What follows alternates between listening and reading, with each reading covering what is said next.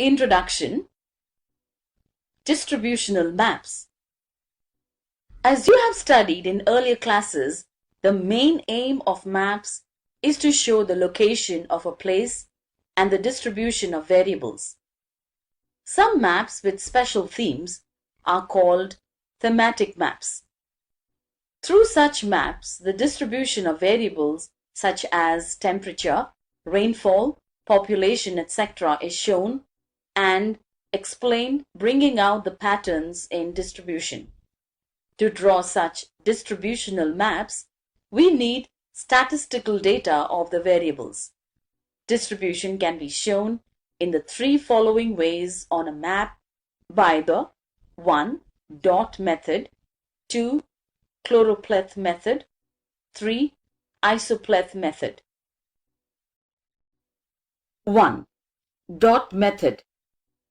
A dot map is prepared using statistical data gathered through counting. The dot method is most suitable to show the distribution of a variable, population, cattle, etc., which is freely scattered throughout the region. For this method, the value of a dot has to be determined by taking the lowest and highest values of the given variable in the region into consideration. First, the number of dots to be given for the value of each variable in each sub-administrative unit needs to be decided. Also, the density of the variable and the scale of the map. The following precautions should be taken while using the dot method for a map. The size of a dot should be uniform. The distribution of physiography, water sources, transport system, etc. should be considered while placing dots on a map. While showing population distribution, rural population is shown by dots and urban population by circles. Make friends with maps.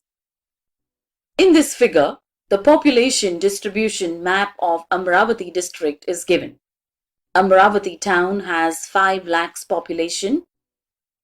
Achalpur has 1 lakh population. Anjangaon and Varud have 50,000 each. Chikaldhara Taluka has sparse population. 2. Choropleth method. In these maps, the data regarding various geographical variables is shown by shades or tints of various colors. The data used for these variables is obtained through various processes such as measurement, surveying, etc. In this method, only one value is given to one sub-administrative unit in a region. The smallest and the largest values of the given data of the variable are taken into consideration. After that, 5 to 7 classes are made. Each class is assigned a tint of the same color or black and white patterns as shown in these figures B and C respectively. The shades or the patterns become darker with the increasing values of the given variable and are drawn accordingly on the map in the given classification. In these maps, the following details are shown. Amravati and Achalpur talukas have density greater than 400. Anjangaon, Surji taluka has density between 301 to 400. Chandur Bazar, Morshi, Varud, Daryapur and Dharni have density between 201 to 300 and Bhatkuli, Nandgaon, Khandeshwar, Chandur Railway, Tivsa and Damangaon Railway talukas between 101 to 200. Chikaldhara has the lowest density, less than 100. Isopleth method. In contour maps and isobars, distribution was shown with the help of lines showing equal values. When the distribution of a variable is continuous, for example, altitude, temperature, rainfall, etc., the isopleth method is then used to show its distribution. For these maps, we need to obtain accurate data regarding the altitude, temperature, rainfall, etc. of some places in a region. It is assumed that the difference between the altitude or rainfall of two places changes at a uniform rate. The sub-administrative units are not taken into consideration here. Statistical data belongs to the respective places, known as point-related data. Values of the variable are written on the map at their respective locations.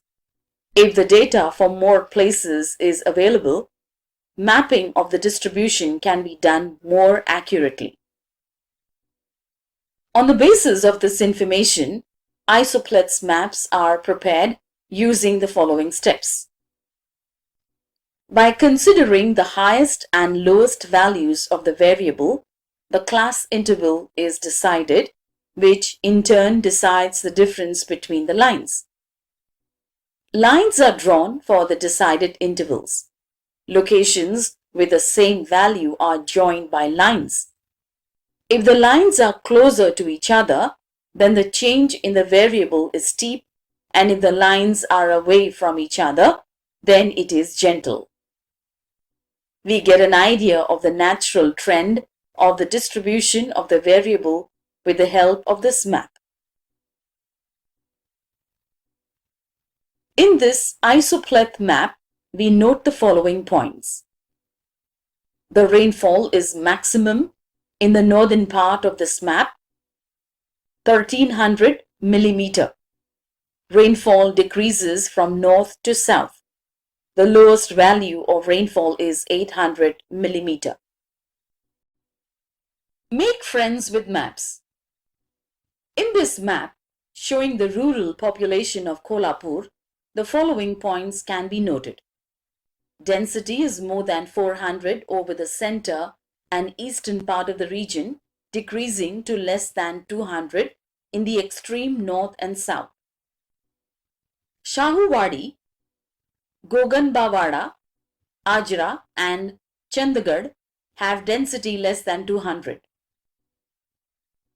Radhanagari and Gargoti have density between 201 and 400.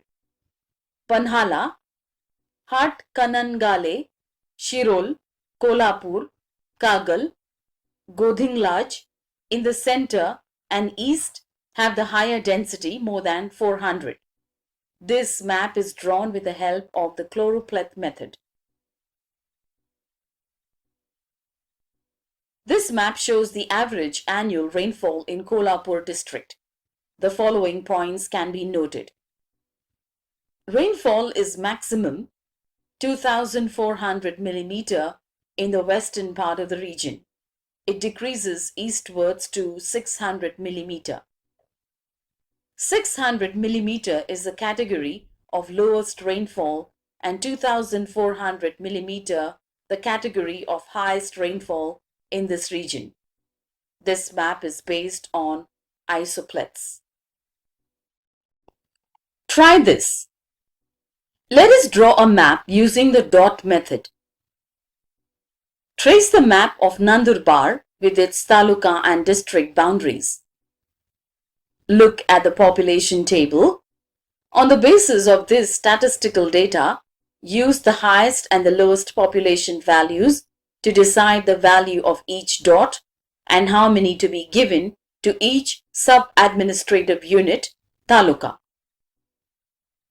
To draw dots of uniform size, take a ball pen refill. Close the back end of the refill with cotton. Press this end on a stamp pad and draw the imprints of the dots wherever required. While placing the dots, consider the physiography, water sources, roads, rails, taluka and district headquarters as shown in the map. Importance of geographical field visits. Geographical field visit. Field visit is an important study method in geography. Geographical concepts and elements can be directly experienced through field visits. Field visits are extremely useful for understanding the correlation between humans and environment. Preparations for field visits. Before going to the field, decide the place and purpose of visit. The elements which will be observed during the field visit should be decided. Study the location and the route maps of the place to be visited. Distance, transport, route, means of transport and duration of field visit should be planned ahead. Students should prepare a questionnaire with the help of teachers. Selection of the study area. Geographical field visits are organized for study of various elements, example, physical landforms, river banks, dams, coastal areas, tourism sites, offices or museums related to geographical elements, villages, forest areas, etc. Elements should be selected after studying the local conditions. The necessary permission letters have to be obtained. For a field visit, one should carry a notebook, specimen questionnaire, pen, pencil, scale, tape, compass, a bag for collecting samples, maps, camera, etc.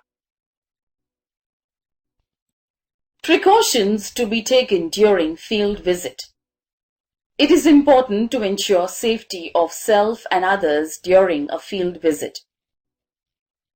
Students should obey the teacher's instructions.